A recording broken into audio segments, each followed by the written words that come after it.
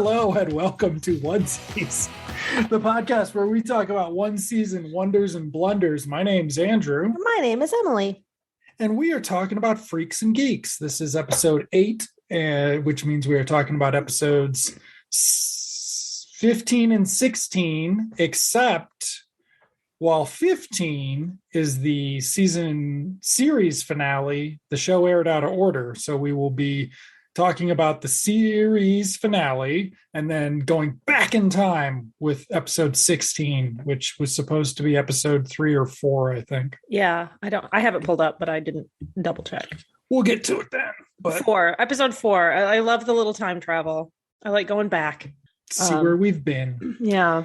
Okay. So what have you got that you want to make sure to talk about with episode? That's the last thing I want to talk about. Let's see. New relationship out of nowhere. Classist garbage. And hippie chick. We're talking about that hippie chick. Okay. So the way I wrote down hippie chick was deadheads for Trump, but so I won't count that. So instead we will do deities and demigods. Okay. It's a growing pains bit, and what's eating you? Okay. All right. Great. So, what does it kick off with? It kicks off with some disco, I believe. It kicks off with some disco, and there's a lot of people dancing. We've got a little Joel Hodgson at the DJ booth, doing Goofy. This is something I thought of immediately was Joel Hodgson is the reason I'm not an actor, because I would do exactly what he did. Just be completely hammy and dorky and dancing around and making screwy faces. I loved him so much. He's such a dork. It makes me happy to see him being dorky. And there's a big scene of dancing, and then the freaks show up.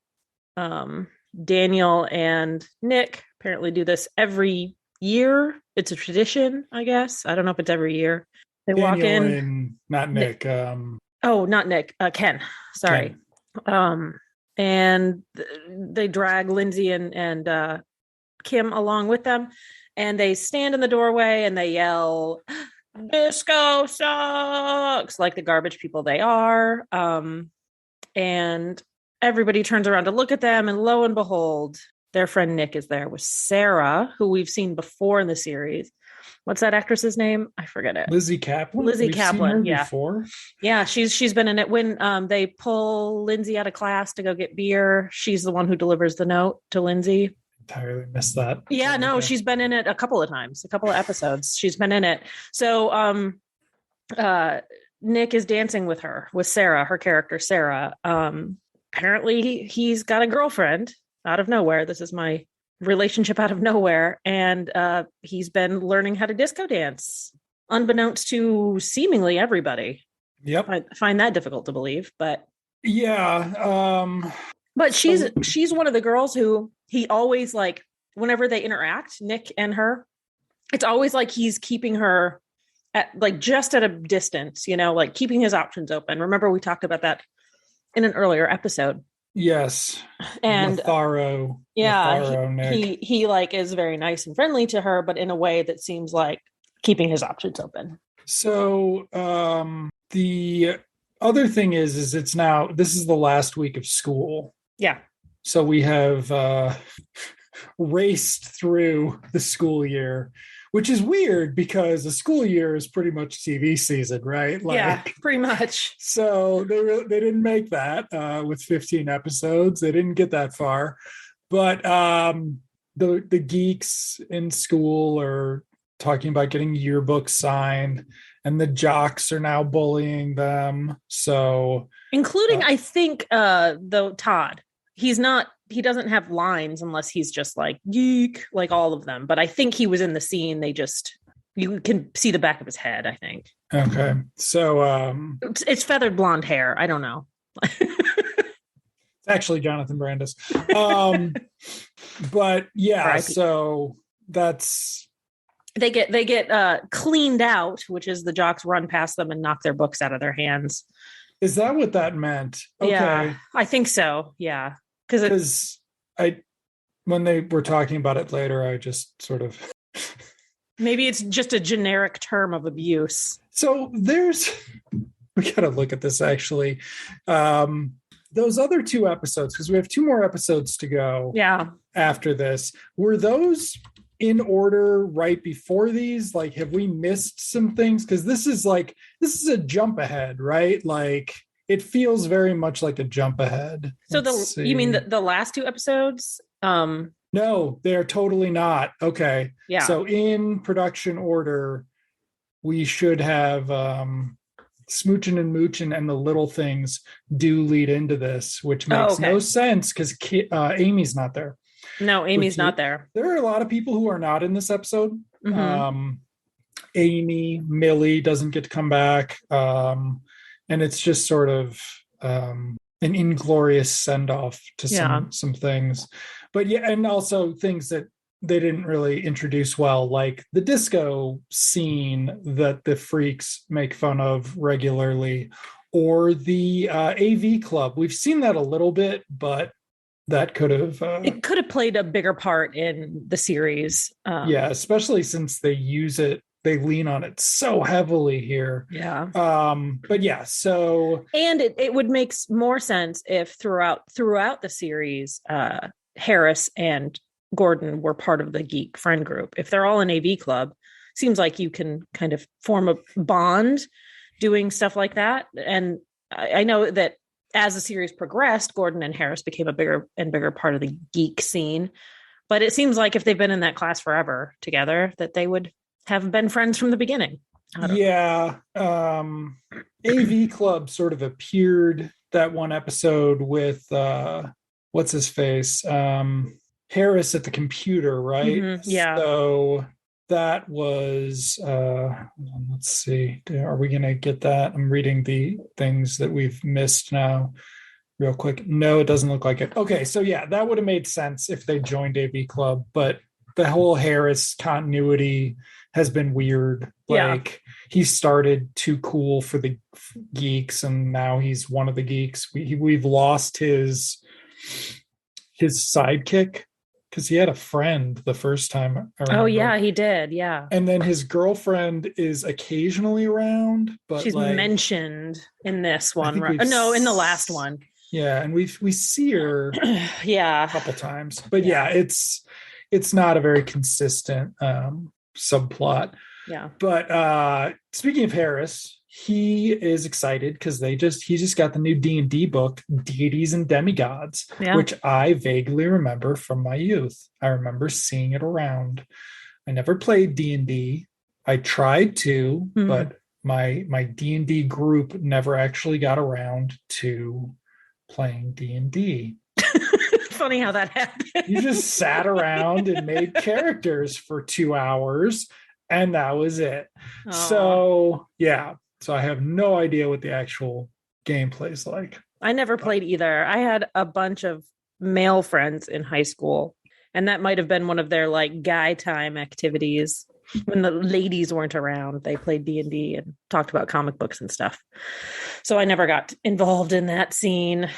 So yeah, so that's the geeks' plans. They're going to do this, except of course Sam is not sure that he wants to do it. But then Sarah... Is there an incident? It must have been when they got cleaned out by the jocks that he was like, I don't want to be a geek forever. That storyline kind of comes back. Yeah, and then also in that scene, we get the sort of amusing teacher explaining to them how in the AV their lives are going to go better than the jocks, which is probably very true for East Michigan, but they did all end up Trump voters, so fuck them. I mean, let's be real. The sequel is that Sam tried to kidnap Gretchen Whitmer or whatever. Okay. But before that, so this is where I got a little confused about what they were doing with Sarah, the new girlfriend. Yeah, I got confused too. Because they set her up being suspicious about Daniel's plans to cheat, sort of hearkening back to when Lindsay joined the Freaks at the beginning of the thing, which is one of the better echoes in the episode, except they don't do anything with it. Yeah. And so, but yeah, there's this like protracted, oh, well, I won't tell on you, Daniel. But that's just going to set up Daniel's arc, which involves him wanting to cheat on his math test so he doesn't get held back another year. Yeah. And after Nick and Sarah leave this particular encounter with Daniel, is Lindsay there? I don't even think she is. But the next thing I have is that Kim thinks that Nick is just dating Sarah to make Lindsay jealous.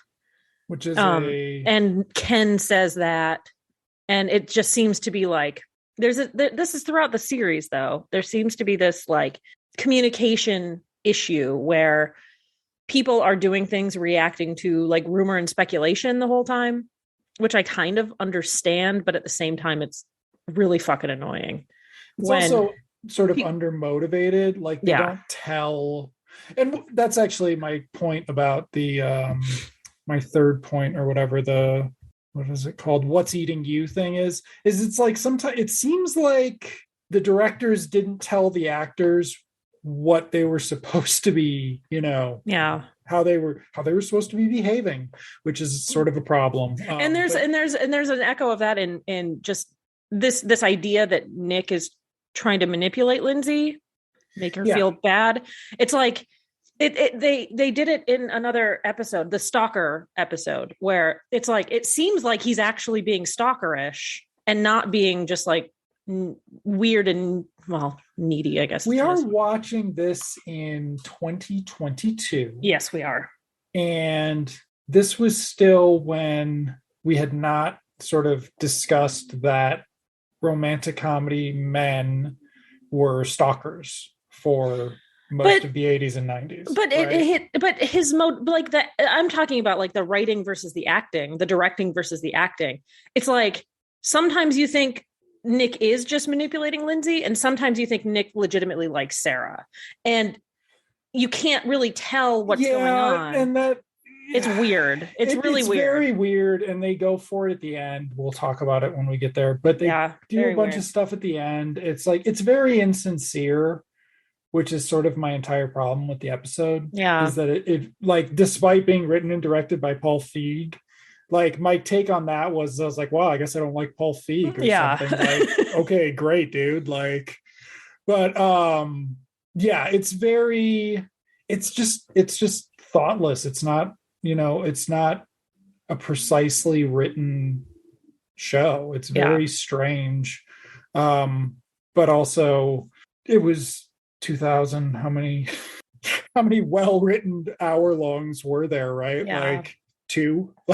So the other thing about the AV Club is, and this goes nowhere, though I'm convinced it was supposed to go somewhere, the teacher traded something with the army base to get them a copy of Monty Python and the Holy Grail on 16 millimeter. So the geeks in the AV Club are going to be able to watch Monty Python and the Holy Grail pre-VHS. Pre-VHS, but not pre-Betamax, right? I don't think so. I don't know. We're not going to do the quick deep dive on this, but I don't know. It might have been out on some format by then. But anyway, that goes nowhere. Yeah, goes absolutely nowhere. They didn't get the rights to show any of Holy Grail.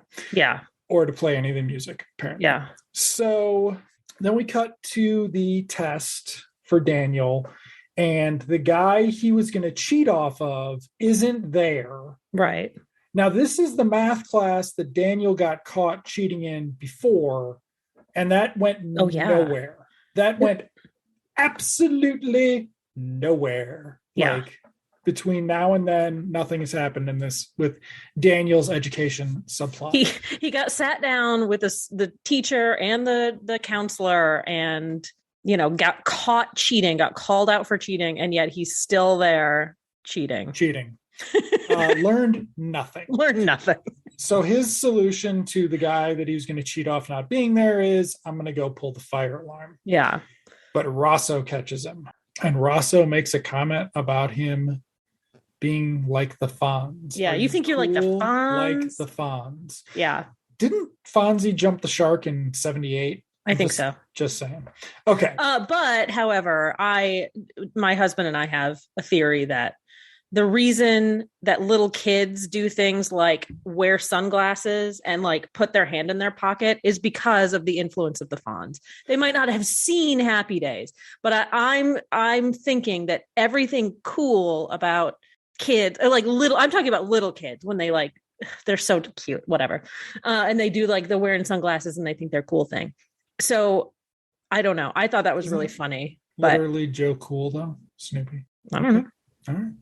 I don't know. Snoopy of the Fonz. Okay, but anyway, so Rosso at least gets a scene in the episode. He gets a couple scenes, but yeah, they are.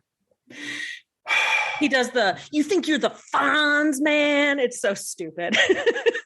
But as punishment for almost pulling the fire alarm, Daniel gets assigned to the AV club for the last week of school. For the last week of school, and instead of what? Is he getting kicked out of his math class? Like, where is he squeezing this in his schedule the last week of school? No idea. Make any sense? No. It doesn't. So then we find out that Lindsay's arc this episode is she has gotten into an academic summit. The best and brightest in Michigan all go off somewhere and debate, smart for a couple weeks. Yeah. Study together, have discussions, discourse. Yeah. Yeah. And so I think there's a line about our kids in Michigan just stupid or something. Yeah. Lindsay's like, how is this possible? Is everybody just stupid? And Rosso's like, no, you're just that smart. So we're reintroducing that idea that Lindsay is going to be a world leader someday. Yeah. She's going to talk to world leaders. Rosso sees a great future for her. But in trying to inspire her, he suggests the Dead tour. Yeah, I got to listen to whatever that album is. Yeah, it's going to change your life. And so this is the growing pains bit. I don't know if it harkens back to Who's on First, but it's also a fucking growing pains bit where he's like, he's quoting something about the Dead, and she's like, the Who? And he's like, not the Who, the Dead. Yeah. And there's a growing pains bit that is, I believe, if not about the Who, it might be about the Who, like an early growing pains bit. So it's just, and I'm like, oh no, it's the. That's, oh yeah. Yeah. So it's like, okay, really? Like, cool bit. But also, she's heard of the Grateful Dead before. The previous episode, they talked about the Grateful Dead and the group that we will soon meet. Did we find out how she got into this academic summit? She's just in the top 1% of students in Michigan. I mean, I'm sure it's reports from the Department of Education. In 19... Yes. I have no idea. On their fucking Tandy computers. I bet Rosso, like... Right. And that would actually be a subplot that Rosso fucking enrolled her and, there's no... Without her permission. Permission or, enthusiasm. So then we go to AV Club where... Is it where Daniel shows up? It's where Daniel shows up, but it's where they find out that he shows up. Oh, yeah. The teacher announces him just before he comes in the room. What's his face? Sam's like, he's okay, guys. After I think Gordon's like, he's probably on drugs. Yeah. And of course, we know they're not on drugs anymore because they all stopped smoking pot in that very special episode a little while ago, which actually comes back because Nick talks about it. Yeah. For disco. So Neil makes a comment that he's not cool, man. He gave you that porno. And I was like, Neil loved the porno. No, I think his point was like, he just gave you a porn. It's not like you guys are brothers now, like. Yeah, but that was way long ago. They've presumably seen each other since, right? Well, in school, in passing. Daniel presumably hangs out with Lindsay. Like, they never resolved Sam's relationship with the friends other than he saw Ken last episode, and it was like a reminder that would have been a great little double act. Yeah. So is this when we meet the fucking hippies? Yeah. So I think Lindsay's walking through the lunchroom and she's got that Grateful Dead album. I wish I could remember the name of it, but I don't care enough. And the hippies, there's a man and a woman a young man and a young woman. And they're like, oh, that's such a great album. And she's like, oh, somebody just lent it to me. I haven't listened to it. And they talk about how great the Grateful Dead is. It's going to change your life, man. And my takeaway from that was that guy's like just pretending to be a high schooler to sleep with high school girls. He does not look like somebody who is in high school. I mean, the actor. Yes. And obviously, he also has perfect hair. And I was like, you're a deadhead who spends an hour and 45 minutes on your hair every morning. That's a little weird. Okay. Yeah. He looks like a guy just took off his office clothes and put on. Who's the rapist on a 70s show? Oh, Danny Masterson. Danny Masterson. He looks like Danny Masterson. Yeah. He gives off Danny Masterson vibes. A little bit. So, yeah. And so unfortunately, that's not the last time we'll be talking about the Deadheads. No, it's not. And the pretty hippie girl from the last episode, who was just in passing, we talked about like, oh, she must be somebody's girlfriend or, sister or something. She's not, but we'll talk about her again later. And then we cut to, oh God, I did not take good notes on this episode. Something about the disco. Neither one of us are very prepared. There's like a Zeppelin versus, I think it's Ken and Nick arguing about disco. Yeah. And like, Nick likes both. You gotta like both, man. Yeah. And Ken's not going for it. And then I think they talk about Sarah and how Nick is just trying to make Lindsay jealous. Yeah. But Ken's trying to get him to admit it. Yeah. Ken sort of got a very big subplot this episode, except it's purely for the shit they introduced in this episode. Yeah. Like it's got, he needs his girlfriend there to tell him to fucking get over the disco thing or something, right? Yeah. Like, okay. So then Lindsay goes home and dances a hippie dance to the Grateful Dead, and her life has changed over the course of like an hour. That's what happens when you listen to the Grateful Dead, man. She starts out just listening to it, and there's like a montage of her laying on her bed on her stomach, and then laying on her bed on her back, and then getting up and looking at the album, and then she just slowly starts to dance. And it's just like, how many times have you listened to this record that this is the montage we're getting? I don't know. Whatever.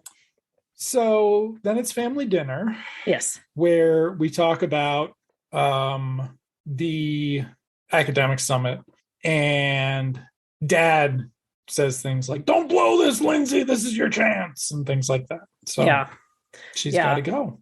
She's got to go. And she keeps saying, I didn't say I wasn't going to go. I just said I don't want to go. I'm not saying I'm not gonna. I'm just saying I don't want to. Okay, so then this is where I noted that it's the last week of school. Like, I feel like maybe they mentioned it before, but it didn't sink in until now that I was like, oh, this is how they're ending this. Okay. We didn't go through the fucking school year. Where was our midterms episode? Whatever.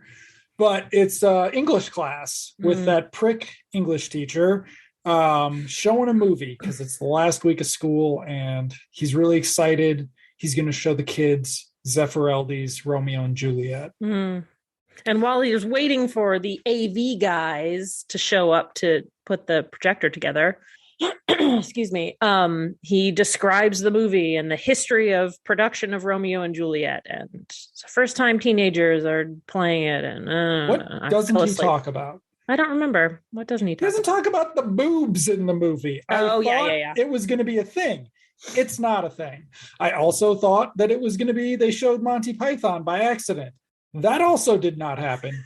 Instead, Daniel shows up, doesn't know how to set up the projector, and the teacher berates him in front of the entire class. Yeah, this is more class as garbage. So I had missed that the first time when Daniel is introduced to the AV club and they're having that discussion about him being on drugs and this and that and the other thing, and how it's all just classist nonsense. Like these, I mean, they're geeks, and it doesn't necessarily mean that they're rich, but they have these ideas of who should be an AV club, and it's not Daniel. And then this teacher is also kind of doing that by giving Daniel such a hard time, and just being an elitist prick anyway. Because he has been anytime we've seen him. Yeah, he's been a complete. And unfortunately, the last time he was a big dick, he got his comeuppance. This time, it's just nothing. We're done. Yeah. We're cutting to the Deadheads for a second, and it's I don't remember. Does she talk to him about their fucking touring or whatever? Yeah, they're talking about how they follow the dead around and how great it is, and how there's no judgment with deadheads, and we all love each other. And so, do you want to talk about the girl now? Because this is where I want to talk about deadheads for Trump. Okay, so after our last episode, when we saw her, and there was a suggestion that, oh, maybe she's somebody's girlfriend, and I was like, oh, that could be the case. I mean, she's pretty enough. She could date any of these actors or anybody. Oh, that's sweet. I totally expected her to be a 45-year-old executive producer's 19-year-old girlfriend. Oh yeah, well, I'm maybe naive. I don't remember what her name is right now, because I don't care to look it up. But when I looked her up on the internets, she is now living in, like, I don't know, like Sedona, Arizona or something, doing art and being a Trump supporter, and hating on Black Lives Matter movement and all sorts of wonderful, despicable things. Don't even care to mention her name, but fuck her to death. Yeah. So on that, with the Deadheads for Trump thing, this occurred to me. Now I am not old enough to know 1980s Michigan Deadheads, but I knew some 90s Michigan Deadheads, and I would say 80% of them are now Trump supporters. So seems like a thing. Yeah. Seems like a direct conduit in some ways. And Michigan is historically been a blue state, but I lived there. I know even those Democratic people. My stepdad was one of those, like, he was like a Democrat, despite all of his friends being Republicans. And, they always shit on him for it, but he always, he like called me an atheist when I wouldn't go to church, as if it was a bad thing, like a slur. And also could not understand gay marriage. And when RuPaul was a big thing in the 90s, remember that? Now he's a big thing for other reasons, but was like, that's disgusting, and was like a total asshole about it. So, maybe he was a 90s Democrat, right? But it's not good. It's not good. Doesn't mean you're a good person. Nothing's good. Nothing's good. Okay. So fuck the Deadheads for Trump. Then we get to a scene between Daniel and Kim. Oh yeah. He's like super shitty to her. Yeah. And he doesn't want to hear her stupid problem. And then when he has a real problem, she doesn't want to hear his stupid problems. But he listens to her. Oh, right. Yeah. And then it ends with her telling him to tell it to the fire alarm. Yeah. This is actually going to be an incredibly important subplot, but it came in three-quarters of the way through the episode. Yeah. And I think it could have been a bigger part of the episode and made it better. We had talked about this too, which we'll get to at the end, but then Sam is now officially too cool for D&D. He doesn't want to play D&D this weekend. Yeah. And Neil makes a comment about him being too cool now that he broke up with Cindy. Yep. So call back. Okay. Which just reminds, Cindy does not appear this episode. Maureen does not appear this episode. Vicky does not appear this episode. Nope. Sam and Bill have absolutely no subplots this episode. They have no more to do than Harris and Gordon. No. And Sam has this teensy-weensy subplot-ish thing that is going to actually latch on to Daniel's. Yeah, it's more about the freaks in general and their interaction with Daniel than it is about anyone. The geeks in general. The geeks in general, and their interaction with Daniel rather than any one of the characters. Yes, this is not... Okay, so then we get the what's eating you scene, which harkens back to that time that Lindsay was supposed to be being mean to Nick so he wouldn't want to date her anymore or whatever, or get back together. But it's Kim and Lindsay, and Lindsay's walking down the hall, and when Kim says hi to her, she's not like enthusiastic enough. So Kim's like, "What's eating you, man?" Yeah. And they have a conversation about how Lindsay doesn't really want to go to Academic Summit. And Kim's like, "You get to go somewhere, you get to do something." Yeah. More And classist garbage going on yeah, where she doesn't realize that she's in this great position to do yep. something, to leave town, to interact with all these smart people. And I mean, I get it. Like, she's being presented. Well, we find out later she's being presented with like a choice, like this one way of the academic decathlon, exploring the world around her and meeting all of these people. They just happen to not be the people she wants to meet. That doesn't really ever get discussed. It doesn't ever really get discussed.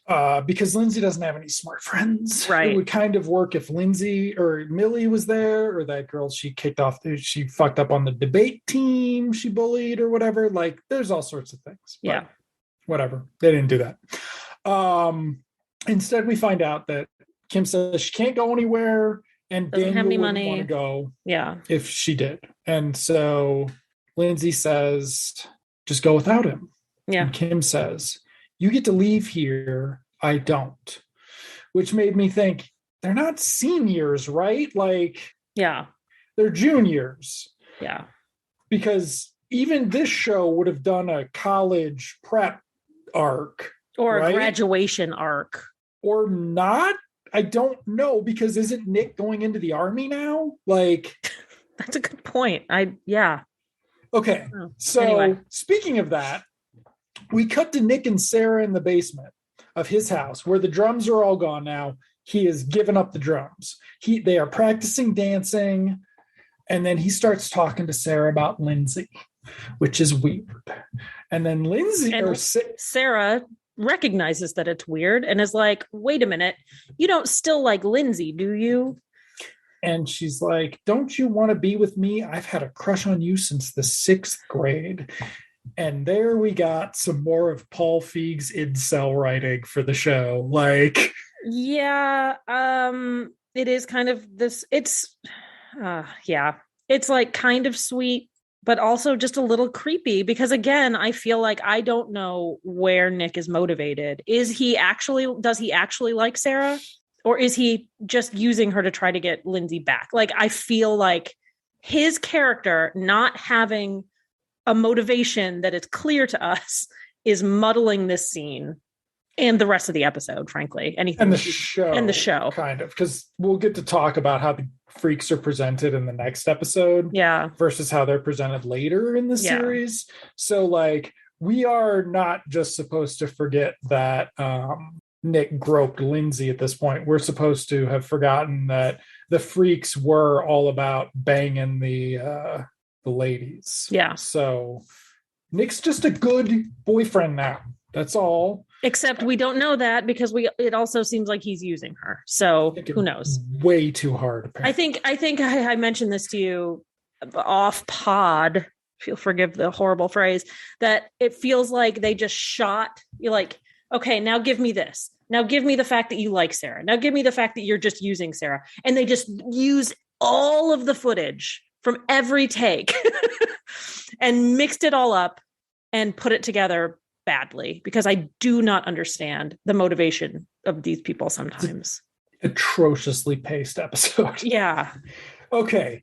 So speaking of, next scene is AV Club. Wouldn't it be so cool if the show had been about the freshmen getting on the AV Club? Yeah. Because the other thing is, when they mentioned the yearbook, we never had a resolution to Sam's yearbook arc. Nope. That he joined yearbook to work with Cindy. Nope. Never resolved. Never came back. Okay. So Harris invites Daniel to play D&D, which... Call back to the episode where they have this great conversation together. Don't really acknowledge it. Remember, we talked about it. Remember? Yeah. We talked about how cool it could be. Yeah. And apparently they got some notes from someone who was like, "You should do that at the end." So yeah, Daniel's going to play D&D with them. And now Sam is also in, because Daniel's cool. Yeah. Okay. So then is this the start of the end montage? So the rest of the main action before the epilogue is going to be either Nick at the disco night, the disco competition, or the D&D game. Right. It starts with Ken taking Lindsay to the disco place to talk Nick out of discoing because he's only doing it because he still likes her. So they need to do something. It's got this amazing moment where Sarah's like, look, your friends came to cheer you on. And it's like, nah, they didn't do that because they're jerks. Like, Ken's arc is, I'm actually an asshole. Yeah. So then Daniel's playing D&D and arguing about like how he doesn't want to be a dwarf or whatever. And it's like one of the funnier, well, he doesn't understand. Like he's thinking, you know, I don't know much about D&D either, but he's thinking he wants to be like big, tough, strong, like He-Man, and doesn't understand that dwarves have unique talents and abilities and da-da-da-da. But the funniest, I thought it was the funniest bit of the episode when he's like, okay, I'm a dwarf. My name's Carlos. And they're all giving him shit for the goofy name, even though, you know, their name's Thandor and right. That sequence could have been funny. Like that was a fine sequence. There was another funny moment, and I even forget what it is, when Harris is just like, the actor who plays Harris just seems like he's genuinely laughing at something that's happened. And I don't even remember what it was because it's just kind of a montage, and it's so sweet. It's just like this cute thing that happens. And I just thought it was really sweet. Maybe. Okay. We missed that for 2 seconds. Sam sees Daniel trying to learn how to use the projector. Oh yeah. So like we are doing a Daniel improvement arc very subtly, very poorly. Yeah. But yeah, so basically that's just the game is they play the game and have fun, and Daniel wants to do it again. Night, right? Yeah. So theoretically that means he and Kim have broken up, but we missed that scene.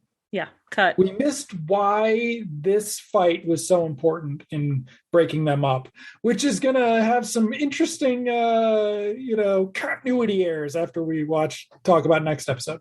But then back at disco, Nick and Lindsay are talking, and Nick tells Lindsay that he's with Sarah now, that you told me to move on. He tells her he quit smoking pot. We get the feeling that now that Nick has stopped smoking pot, Lindsay likes him a lot more. And they have like some longing, not looks at each other, but like sort of looks away from each other so no one sees it. But then Nick goes in and he does not dump Sarah. Instead, he gets on the dance floor and he discos his heart out. He throws his body around in weird ways, yes. Only for him to find out that he could have had props, and the next guy combines disco with magic, and it appears Nick will lose the competition. But he got the girl. Yeah. I wish it had been Joel Hodgson dancing and doing magic. That would have been perfect for me. But I bet he can't dance. He can do magic, but he can't dance. Amid all this, Ken got thrown out of the place. Yeah. By a bouncer. Because Joel is calling him out, or whatever the character's name is, calling him out for being an asshole, for yelling disco sucks all the time, and telling him, you know, even the Stones' new album is disco, man. Come on, man. And he gets thrown out, and the bouncer's like, yeah, I totally get it. You know, there's going to be Foxy Boxing next week. You should come back. Disco sucks. Disco sucks. Let's use the community center for appropriate things like Foxy Boxing. Okay, so now we cut to the next day when the family is taking Lindsay to the bus. There, Bill and Sam come to say goodbye with not Bill and Sam. Bill and Neil also come to meet her and say goodbye. For some reason. Well, we know that Neil has a crush on her, but I don't know why Bill. He just was being nice. Yeah. So that was the cute Bill scene. The cute Bill scene was, I didn't even have to buy her anything. Yeah. They get, so Neil gives her chocolates and gets a kiss on the cheek. Bill just gets a kiss on the cheek for showing up. Yep. Okay. So Lindsay is now leaving for 2 weeks at an academic summit at a university somewhere in Michigan with a University of Michigan. University of Michigan. Okay. Yeah. Isn't that in Ann Arbor? Yes, it is. So couldn't they have just driven? There's a scene, I think it's in the beginning of this one, where the parents are like, are you sure you don't want us to drive you? Okay. And she's like, no, I want to do this. It'll help me get in the mindset of going. There's a whole conversation that you missed. I don't know if I missed it. Anyway, but anyway, she's going to be gone for 2 weeks at this academic summit, except Bum, bum, bum. the next stop, meets up with Kim and the hippies in their little hippie van, and she's going to go tour with the dead. So Lindsay definitely will be a missing person, and Kim might be. Kim might have helped orchestrate it. Right. So that's actually what's going to happen is Lindsay's never going to show up at the academic summit. They're going to call her parents. Yeah. And there's going to be a police report. Yeah. And instead it's presented as this hey man, road trip, the dude with his 3 high school girls. And I'm like, oh, he's just going to convince them all they need to fuck him. Yeah. He's going to have his own little harem. Yeah. Free love. So yeah. This is the road trip scene you wanted without Millie and some hippies instead. I'm sorry. My final note on this is, wow, what a bad last episode. Yeah. Yeah. But I think it did some good things. So like you said, it kind of established that Kim and Daniel are maybe not on the same page anymore. And Kim is taking this opportunity, even though she doesn't have any money. I don't know how she's going to earn money on this trip. Well, I can guess. To see the world and meet new people. Lindsay is, again, this is her choice between going to the academic decathlon and meeting super smart kids and going to meet hippies and do drugs. Right. Kim's not seeing the fucking world. She's going to Texas and get she's going to Texas and then hippies. She's going to Texas and Colorado, and then she's going to get drunk, get loaded, and get loaded. So, next season is they're both pregnant and they don't know who the fathers are. So Sam has no arc. That's kind of a giveaway that they were like, we have nothing to do with this kid who's our fucking presumed second lead. Yeah.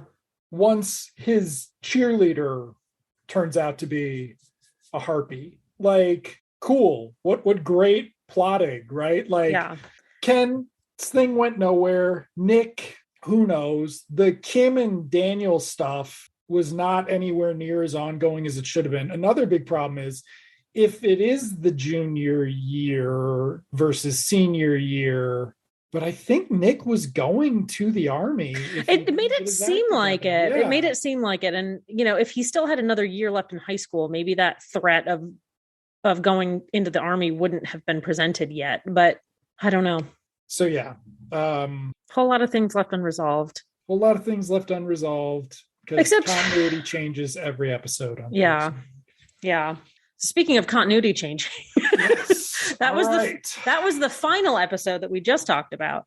But Fox Family, I think, picked up the show after it was canceled by NBC and aired all of the episodes. But this next episode that we're going to talk about ends up being, I think, what did I say? The 4th episode of the series in terms of continuity. And we fill in some gaps, but then other gaps are created. And so it's called Kim Kelly is My Friend. And this is the episode. I thought it was great for the ladies of the show. Lindsay and Kim have a little trauma bonding moment and they become friends. So what are your 3 things? I really should have marked them. Oh, okay. So in backwards order, back rub, sexier than Rod Stewart. Oh, that was mine. That's fine.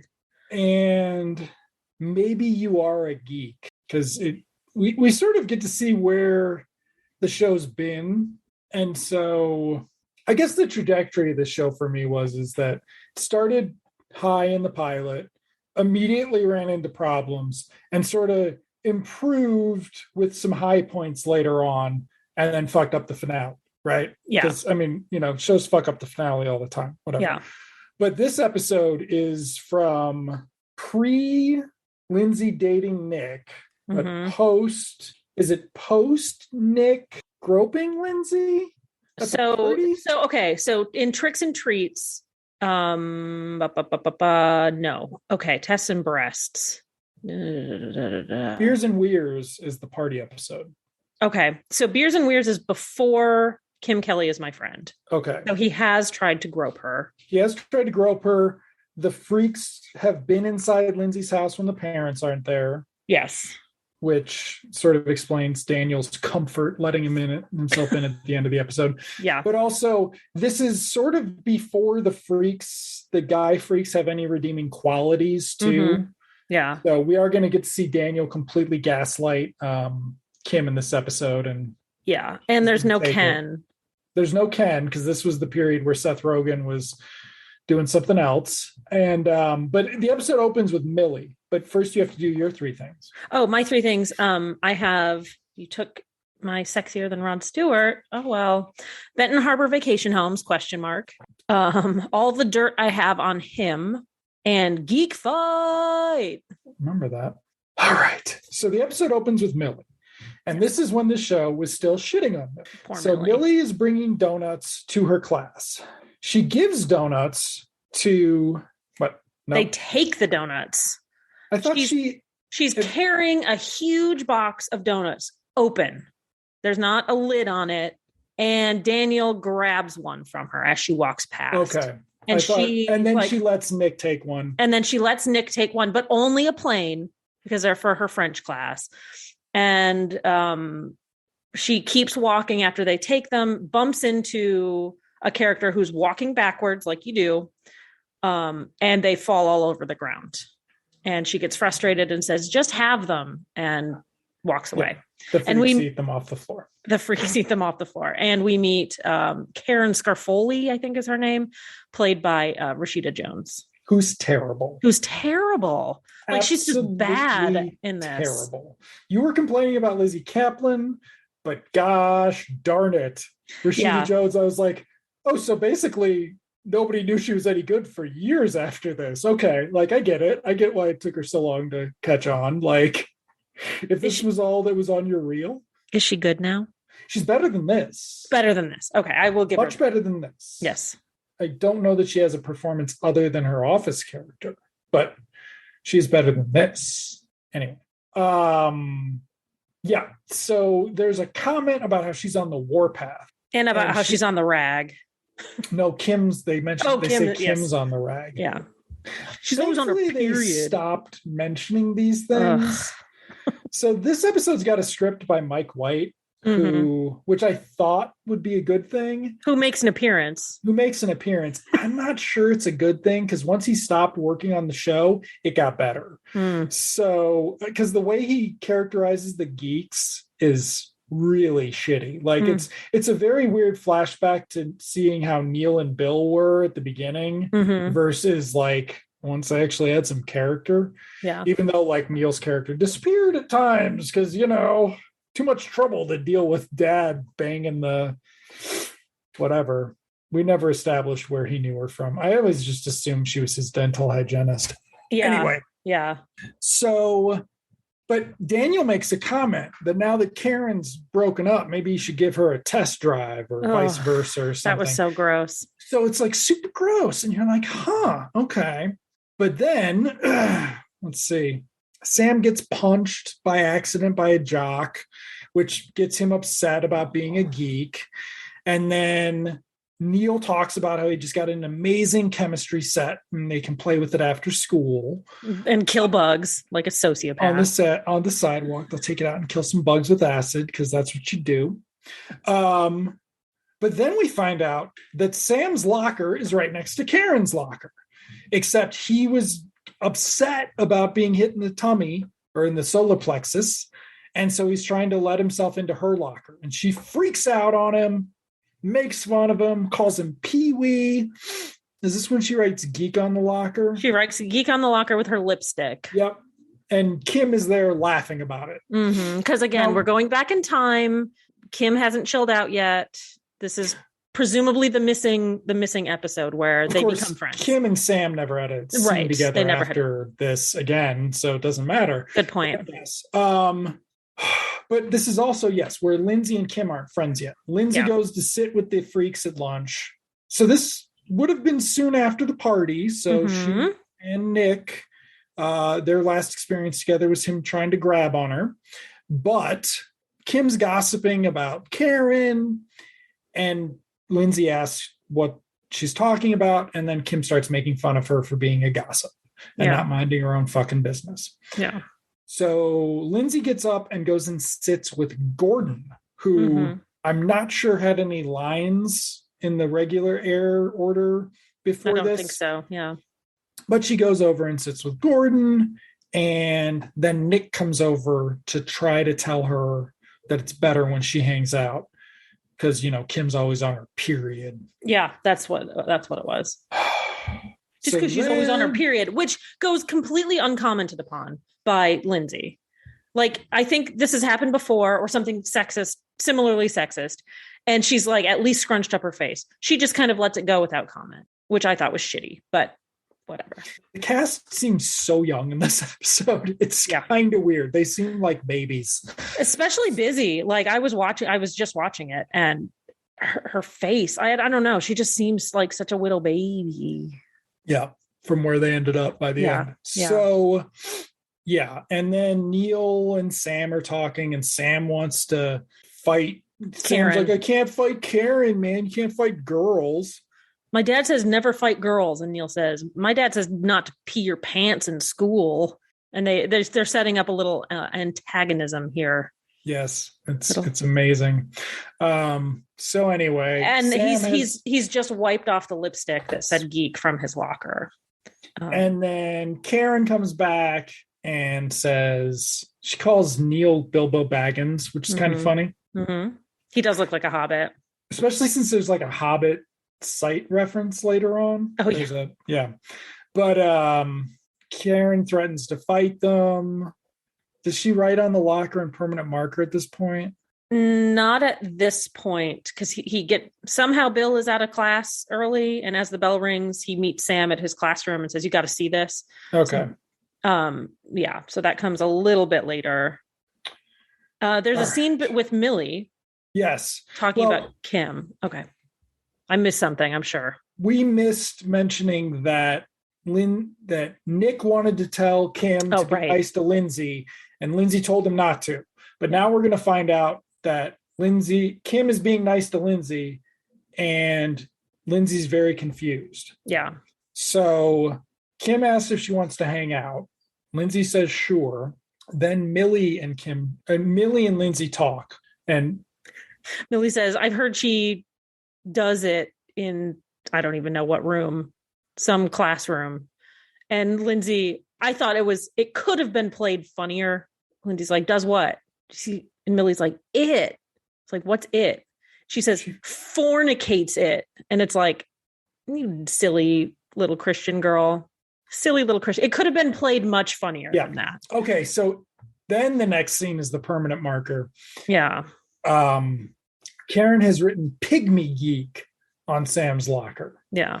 So when he goes to cover it up with a permanent marker, that asshole math teacher, who I don't think we would have met in regular continuity yet, shows up, gets mad at him, tells him to write him an essay, 500-word essay on not about defacing how school property. Yeah.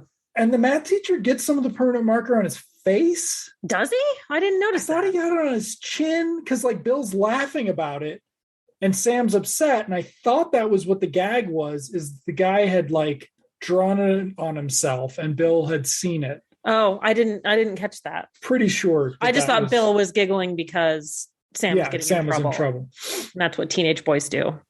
So then it's Kim and Daniel under the bleachers, because that's still a thing that has disappeared when they lost the bleacher set or whatever. And so Kim invites Lindsay to dinner. Yeah. And says, and Lindsay's like, did Nick talk to you about this? And Kim's like, yes, but I'm trying or something. And so Lindsay finally agrees that they will go to dinner. And so then we go home to the Weir house. Mm-hmm. Where mom is making veal piccata. And she doesn't want Lindsay to go to dinner, but Lindsay's going to go to dinner anyway. And Sam is grabbing something out of the fridge and shoving it in his face. And Mom is worried that he's going to spoil his dinner. It's never actually explicitly said, but he doesn't want to be a tiny little cute boy anymore. He wants to grow himself into a big man. Yeah. He does say he's a midget at the beginning. Yeah. So then Mom asks where Lindsay's going for dinner. And she's like, I'm going to Kim Kelly's. And Sam's scowling. And they handle it terribly. But he finally speaks up and he's like, that girl sucks. She bullies. Yeah. Basically, for some reason, they don't have the word bully. But he's like, she bullies me. She's violent. Yes. Yeah.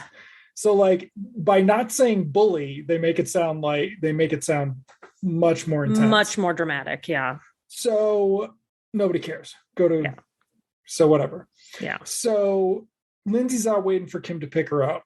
This car plot goes nowhere. I wonder if it comes back in the next 2 episodes. But Sam comes out, takes out the garbage. He's taking out 2 garbages at once, which just, I don't know. It seems weird. Okay. And they talk. And it is not a good Sam and Lindsay scene because she's super shitty to him and tells him to go to a different high school. Shitty. Yeah. And maybe the problem is he is a geek. Yeah. And like there's a moment where she seems to realize that like she was just mean. And she's like, I didn't mean it, like the typical teenage thing. Like, yeah, I said it, but I was just joking, right? Again, just kind of gaslighting him. And then Kim shows up in her car talking about her cramps because she is on her period. What's up? Nick's not misogynist. He just knows when the ladies have their time. He's got their fucking calendars plotted out. Ugh. He's got his Nick Strikes as a guy who keeps his calendars. He's tracking women's periods. Gross. For his Supreme Court confirmation where he has to prove he's not a rapist. I only did it when they weren't going to conceive. Sorry. Okay. So I'm not even stoned. I don't know why that struck me as so funny. Okay. All right. So Lindsay says, can you stop picking on my little brother? And Kim's like, I forget he's your brother, man. Sure. He looks like all the other geeks. Yeah. Takes her to her house. Is that okay? Where's the Sam goes back into the kitchen. Sorry, I want to get this for a second. Yeah. And he says, Lindsay sucks. And Mom freaks out that he used the word suck. Yeah. Freaks the shit out. We've seen him and other characters use that word, but he's used it in front of his mom. And she's like, don't ever use that disgusting word. Oh, she was so good. So then, Kim takes Lindsay to her house, which is on a totally sort of normal street, only Kim's yard is full of shit, which goes uncommented on. It is a unspoken class thing. And the house is a disaster where exposed wiring is everywhere. And it's under construction. It's being rebuilt. Did they mention that? Okay. Yes. You'd think that would because Mom says, I don't want to relieve myself behind plastic sheeting anymore. You need to fix this place up to the stepdad. And there's Kim. So there's a conversation in the car where they talk about how Kim got her car from her aunt, who's really cool, moved out to LA. Fucked Ryan Neal. I believe the word was doinked. I know, but Then she OD'd on coke. Yeah. And it's like, that's a cool end to that story. And then we find out that Kim has told her parents that she and Lindsay are good friends because Kim's parents want her to have a good girlfriend. Yeah. And you're going to be my good girlfriend. Because you're smart and you're rich and da-da-da-da-da. All this stuff comes up. Also, we spent last weekend at your vacation home in Benton Harbor. Yeah. So I don't know much about the Benton Harbor area. It's not north of where they live. They keep saying we went up to Benton Harbor. Two, I don't ever recall it being a vacation destination, but a lot of people have lake homes, like Stevensville or what Stevensonville, I don't know, is just south of there. And that's a little bit nicer, but Benton Harbor as far as I know, is not a particularly nice vacation place. No. But I was not born when this episode supposedly was Perhaps it was happened. the spot. Maybe. In I was just surprised by that. First, they kept saying, I had to look at the map, and I was Yeah. like, I know Benton Harbor because that's where I had a friend who lived in Michigan, and when we did the change off for visits, we would drop the change off was on Benton Harbor. Sodas Pipestone Road or something. Oh, it wasn't Benton Harbor Street? It wasn't Benton Harbor Street, but there's a fucking main street. There is. So, like, I'm not sure Lindsay should be going to an academic summit if she can't just be like, Main Street. But that's not necessarily going to be on the lake. And allegedly it's supposed to be on the lake, which Benton Harbor technically is not on a lake. There is a park on a lake, but whatever. Doesn't matter. Doesn't matter. So they get there, they go up to the house, and Kim tells her mom she forgot the soda. And mom says, well, that's fine. I forgot to make your dinner. Mom and dad. She's great. But she's from Massachusetts, and she's playing it very East Coast Massachusetts. She calls it soda, not pop, which we've already established. Oh, she has the full Boston accent. She's got the full accent and everything, and so does the stepdad. But she's also, we find out, she was a waitress in Benton Harbor a while ago, so she's been in Michigan for quite a while. She still calls it soda, whatever. Kim Kelly has called it pop in the past. I'm not going to fight about this anymore.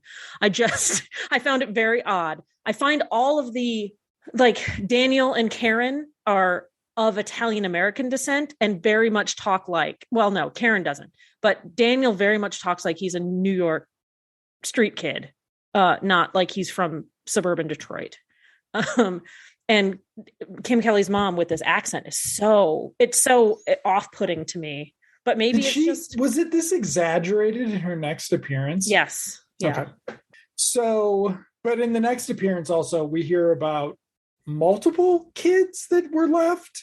And then the dad left. Stepdad, who we meet here, who is played by character actor Jack Conley, who appears in lots of things. Yeah.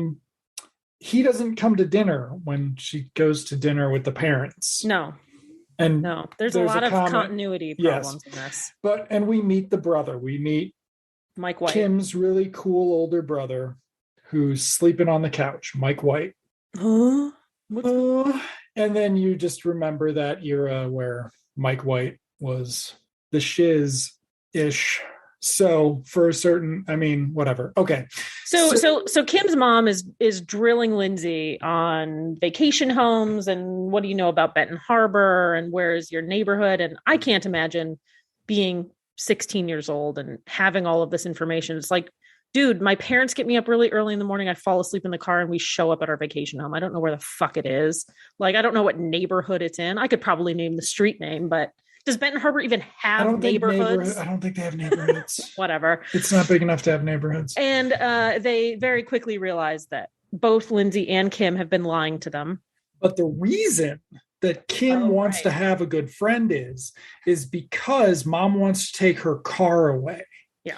And so this is going to convince mom that she's a good enough kid to keep that car. Yeah. Except once mom finds out that she's lying about all this, the car's getting sold. Yeah. Which leads to a screwball-ish, slapsticky scene where Lindsay and Kim are trying to get out of the house and get in the car. And Lindsay gets the keys, so she locks in the car, and stepdad's beating on the car for her to open it. And Lindsay gets in the car and they drive off when stepdad's like attacking the car from the hood. And this is my trauma bonding thing. Yes. You described it as slapsticky.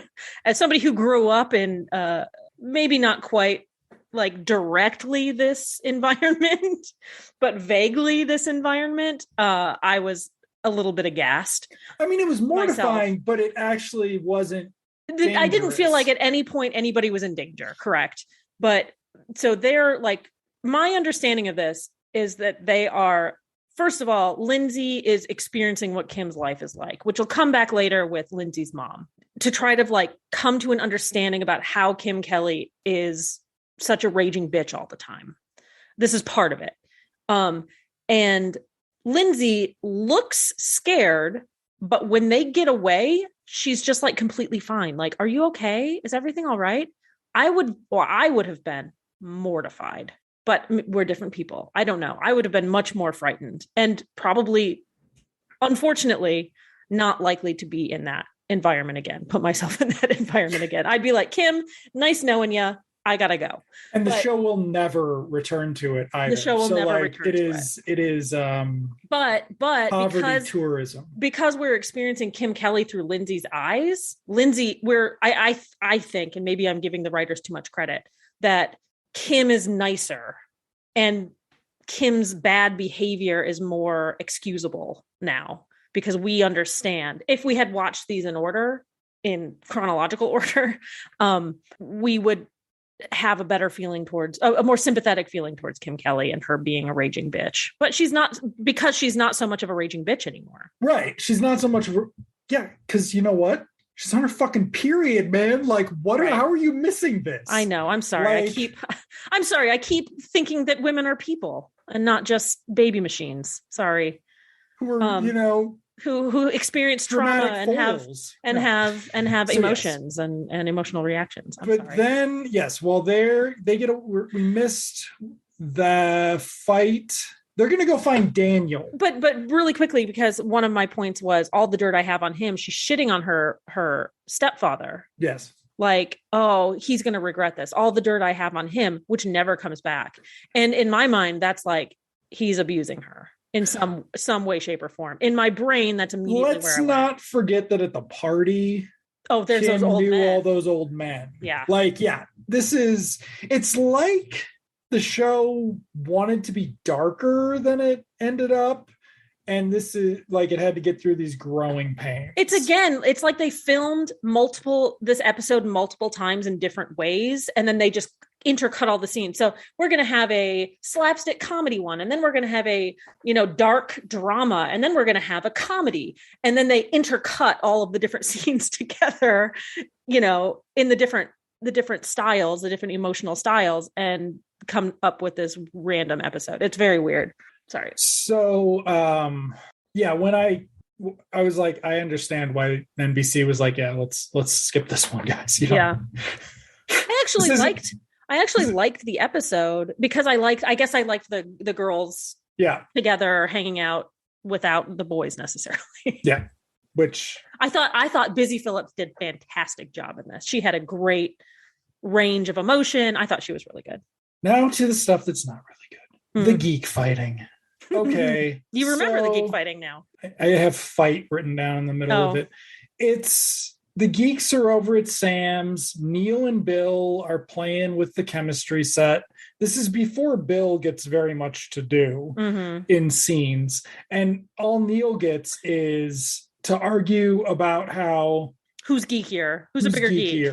And Tonka trucks come up because it turns out Sam has kept Tonka trucks. Sam or Neil's annoying impressions come up. That comes up. And so finally Sam kicks him out. They have a fight first, though. They have a physical altercation where and they knock over the chemistry set. But Sam is like, oh yeah, you want to go? And they have this, it's not quite a slap fight, but it's clearly it's like roughhousing with a little bit of aggression. They're not fighting each other, they're not punching, they're not slapping, they're literally just shoving each other around and rolling around a little bit, fall off the bed and knock over the chemistry set. And then Sam kicks them out because now presumably his carpet is destroyed from smoking chemicals we don't even know what it is. It goes uncommented upon. Nobody dies, though. We know. No. So then Kim and Lindsay find Daniel and Nick shooting hoops, which is Daniel's shooting his shot, though, with Karen. Very obviously. And we cut, then they drive off angry. Kim almost hits Nick. Oh yeah, she drives her car. Bad he is. Like, I forget how bad Jason Segel was at the beginning of the show. He really fucking improved acting wise. Like, he's Anyway. So there's a stunt driver who drives the car up over the curb, around through some trees, onto the basketball court, and then in the meantime, Busy Phillips is yelling, "You're dead to me, you're dead to me, I hate you, you fucking asshole." She doesn't say fucking. And then they speed away back to Lindsay's house. Okay. And so in the meantime, Sam has thrown out his Tonka toys, which is, he's becoming a man. And then this is the sexier than Rod Stewart thing. They're talking about Daniel and how he's so nice. I've seen no evidence of that. He's so sexy. He's sexier than Rod Stewart. And I was like, ooh. Especially disco era Rod Stewart. Well, no. I mean, when was the sexiest Rod Stewart was before he looked like somebody's dad? Because he started looking like somebody's dad in 1983. And before that, he looked like a date rapist villain. I don't think he ever the looked A-Team or something. I don't ever think he looked sexy, but I love the faces. So there you go. And Kim says, "My life sucks. You're my only friend, and you're a total loser, Lindsay."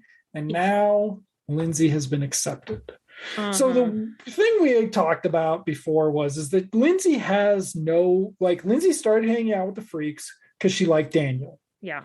Once she found out Daniel had a girlfriend, that stopped. Like, there was no point then. Nick started perving on her, right? And then they dated temporarily with not a lot of enthusiasm from her and whatever. But it's not like there has ever been any reason she would be hanging out with these kids. Yeah. Post having a crush on James Franco. And this provides some of that, right? Yeah. Like, we're getting that there is actually a relationship between Kim and Lindsay now. Yeah. And I think I mentioned this back then, the surprise that they just suddenly like, okay, friends. Yeah. But they sort of do that at the end of the party episode where Kim's like, "You're okay. You let me fuck my boyfriend on your bed. Ugh.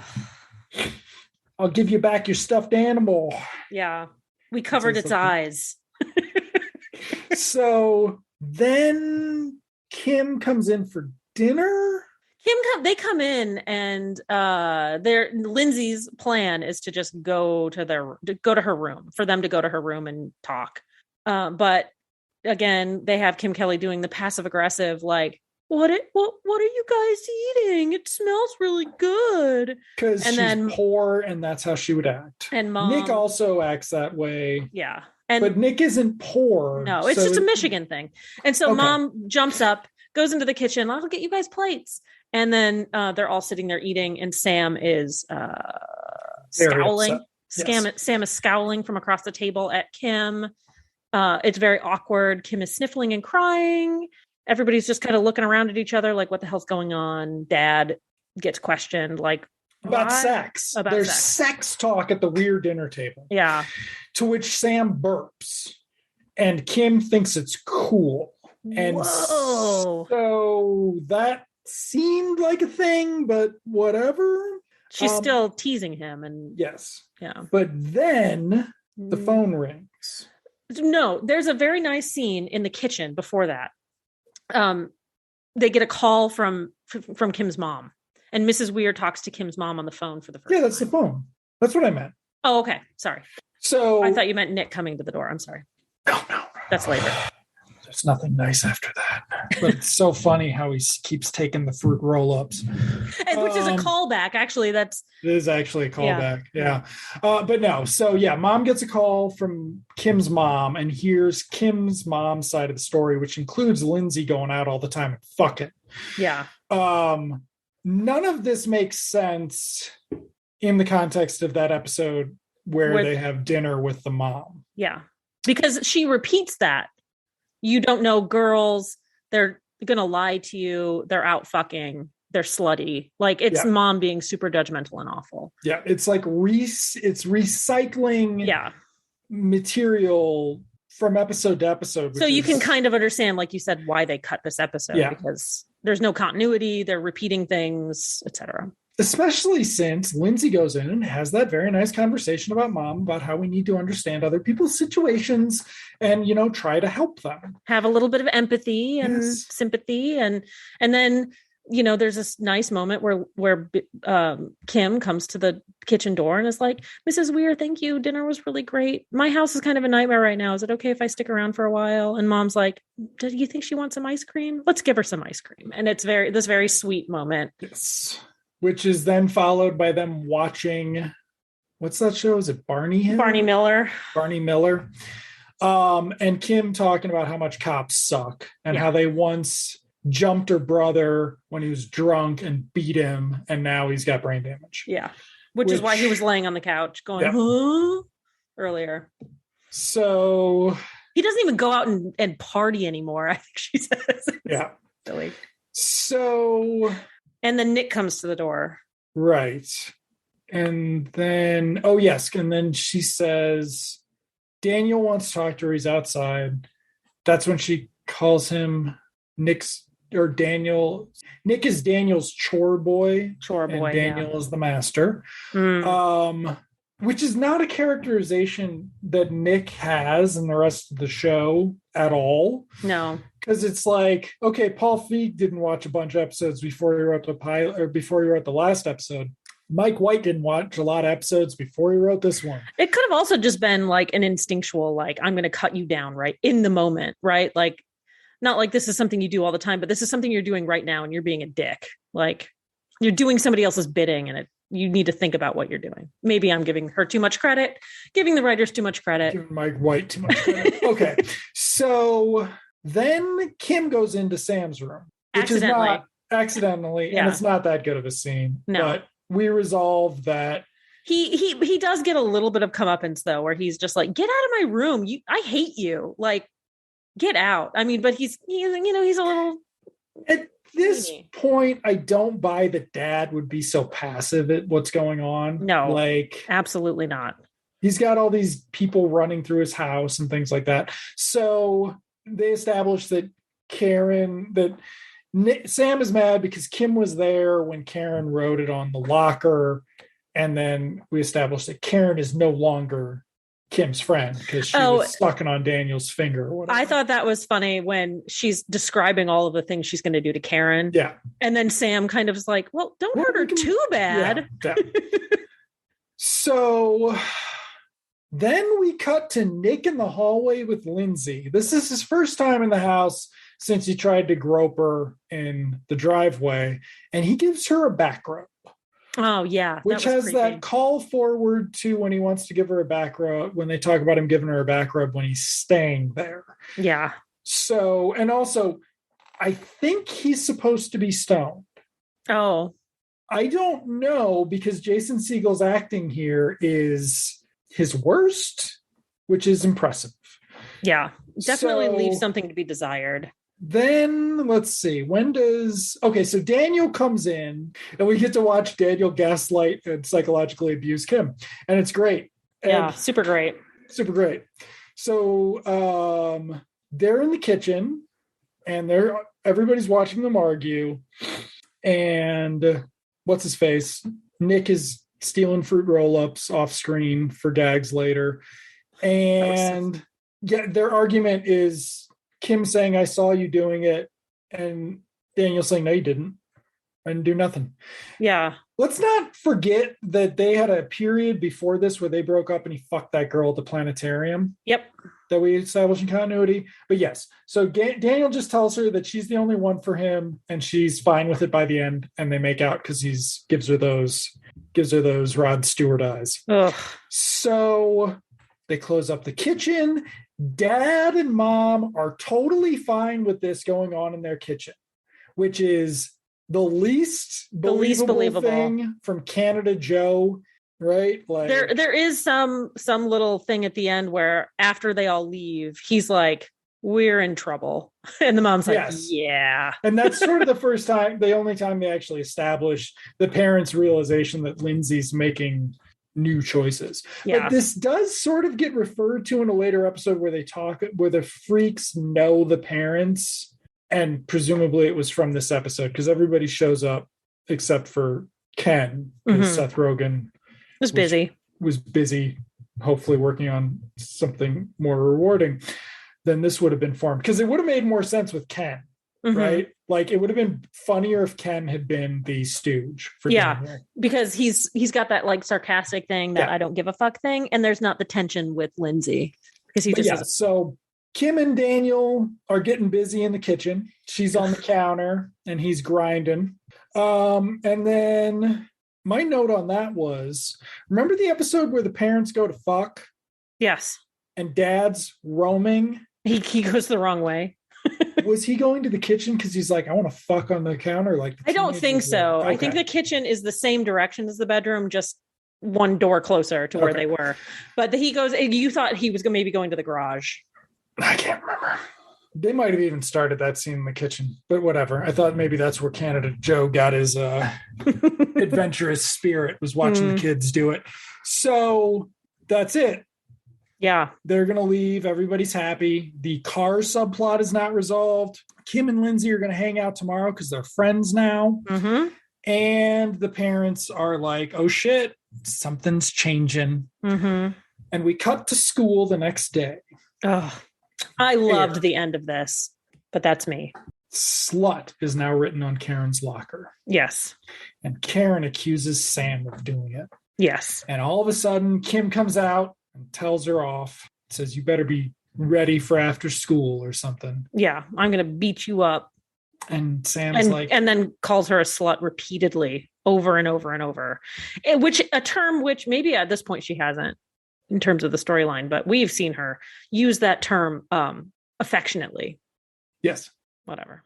Possibly will be doing it soon. Yes. In the timeline.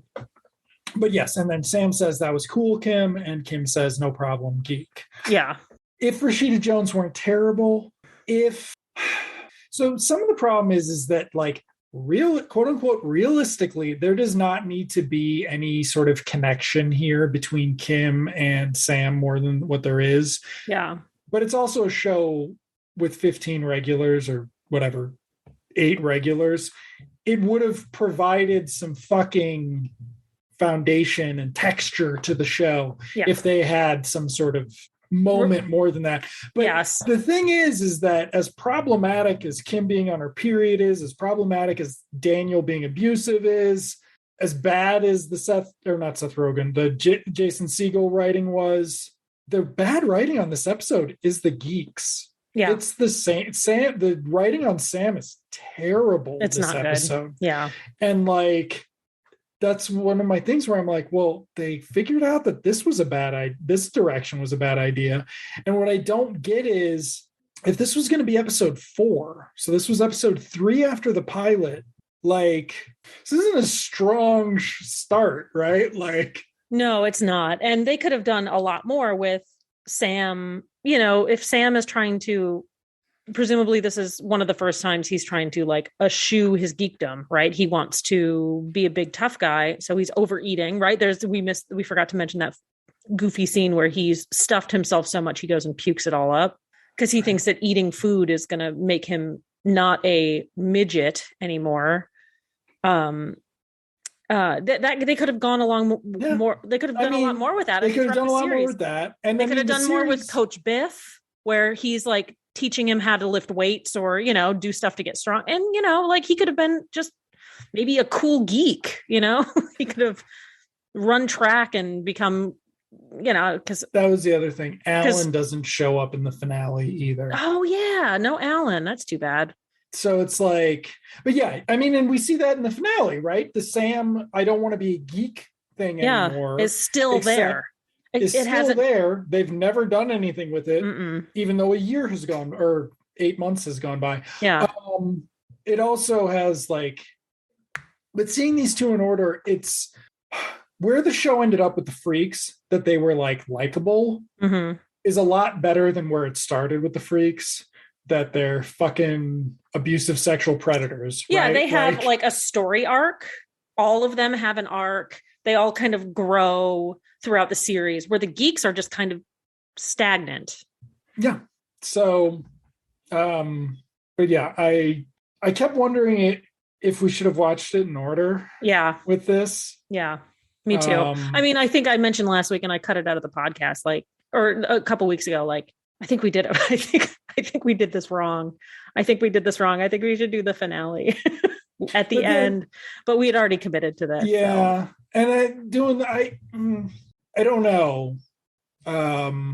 We wouldn't have had the perspective that we have on this episode from then. Yeah. But like every other fucking TV thing, not tracking the writers when you think about TV as it progresses, and I fucking learned this from blogging about Frasier and never paid attention to the writers. Always pay attention to the fucking writers, because you can see where things are changing, even with WGA crediting and shit. Like the Mike White disappearing thing, good for the show. Yeah. But yeah, so we only have 2 episodes left. Yes. Next week, we will tackle Dead Dogs and Gym Teachers, which is got the best Bill scene of all time. Okay. And largely Bill subplot. Okay. And then Noshing and Moshing will be the last episode. And the Dr. Schreiber storyline will come back. Really? There is a special guest star that I'm very excited about. Not Rashida Jones. Yeah, I mean, besides Amy, like most of who was not even a guest star. Have there been any other female guest stars besides Rashida Jones? I don't think so. High school age ones, or Leslie Mann, of course. Leslie Mann. The mom, Bill's mom. Whose name is... But that was the same episode, Claudia Christian. She was so good. But there haven't been any. And it's disappointing because I like most of the male guest stars. But anyway, Noshing and Moshing has a very special male guest star who I love. I mean, but it ends up being... Did Judd Apatow have to have a daughter who worked in comedy before he thought women were funny? I don't know. Just asking. But to be fair, Paul Feig has done some good stuff with women. I mean, not good stuff, but I mean, right. But since this, we got to remember when this is from. This is. I mean, this was still the era where I don't even want to. Yeah. Yeah. So I'm actually kind of excited. Who plays Jenna? I'm actually kind of excited for the Bill scene because I'm super excited because you've been talking about this since the first episode. Honestly, I think. Well, first we talked about this with Free Spirit, how I could just sit down and watch Free Spirit and enjoy it, but when I'm actually critically thinking about it, and it's problematic. I love this show, but I really think specifically this Bill scene sticks out in my mind. And when I think about it, there's a lot of Coach Biff in this. It's all I think about though is this 3-minute scene with Bill that is just fucking brilliant. That's all I'm going to say. I don't even think Gruber's in any of these last episodes, but we will see. And then we have to pick another show. We do. I'm sure you have ideas. I'll let you pick this time. Okay. Okay. So yes, this has been episode 8. So come back next week for our final Freaks and Geeks episode. Yeah. See you then. Bye. Bye.